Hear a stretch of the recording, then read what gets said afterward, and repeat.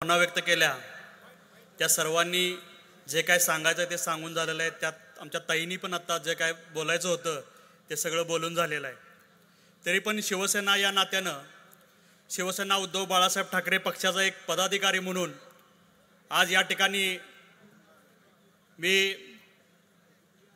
या विधानसभेच्या निवडणुकीमध्ये सन्माननीय विश्वजित कदम साहेब यांच्या पाठीशी खंबीरपणे उभा आहे।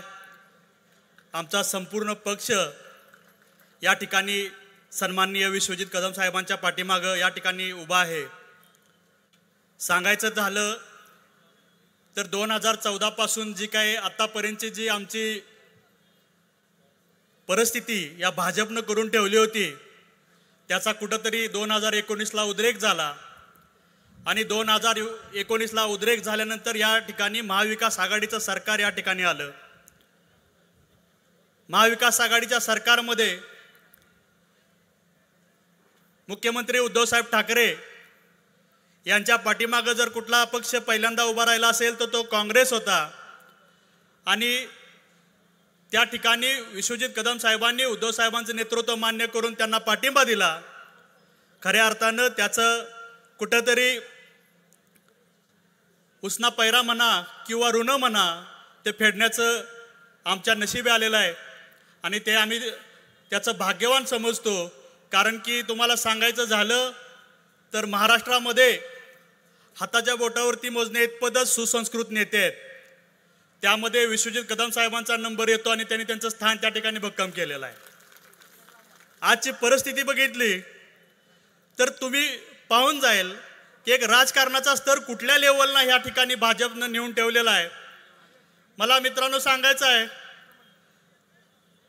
मला आठवतं एक महायुतीची सभा झाली होती आणि त्या सभेमध्ये आम्ही सर्व त्या ठिकाणी एकत्र होतो। आज त्या एकत्र असणाऱ्या सर्वांची काय अवस्था झाली ह्या पूर्ण महाराष्ट्रानं बघितलेलं आहे। थोडक्यात सांगायचं तर शेतकरी संघटना घ्या, रासप घ्या, शिवसेना घ्या, ज्यांच्या जीवावरती ज्या ठिकाणी शिवसेना मोठी झाली, रासप मोठी झाली, शेतकरी संघटना मोठी झाली त्या ठिकाणी फोडायचं काम या भाजपने केलेलं आहे। म्हणून मी सांगतो एवढं काम केलं, एवढं ही केलं, एवढा गवगावा त्यांचा चालू आहे, पण शेवटी कुठे येतात तर धर्मावर येऊन थांबतात। ज्यांच्याकडे विकासाचं काहीच मॉडेल नसतं ना ते धर्माच्या ठिकाणी त्या ठिकाणी बाणं लावायचं काम करतात। परवा एका सभेमध्ये आमच्या बापूंनी सांगितलं की भाजप म्हणजे काय तर भामटा जगाला पाहिजे ह्या त्याचा लॉंग फॉर्म आहे। खरं सांगायचं म्हणजे सर्व भामटे या ठिकाणी एकत्र आलेले आहेत।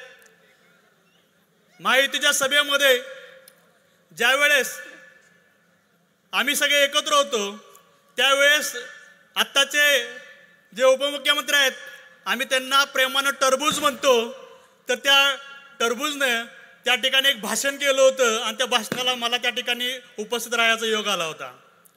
त्या ठिकाणी त्यांनी 70,000 कोटीच्या सिंचन घोटाळ्याचा जो काय पाडा वाचला त्याने मी अक्षरशः भारावून गेलो होतो। पण आज परिस्थिती बघितली तर तोच त्यांचा मुखिया झालाय आणि गुलाबी जॅकेट घालून बहिणींसाठी त्या ठिकाणी मतं मागतोय। मला वाटतं त्या 1500 मध्ये पण काहीतरी घोटाळा करेल तो। त्यामुळे आपण सगळ्यांनी या ठिकाणी समजून घेतलं पाहिजे हे भूलथापांचं सरकार आहे आणि भूलथापा देत आपल्या पुढे याचं काम करतंय, तर कुणीही भूलथापांना बळी पडू नये।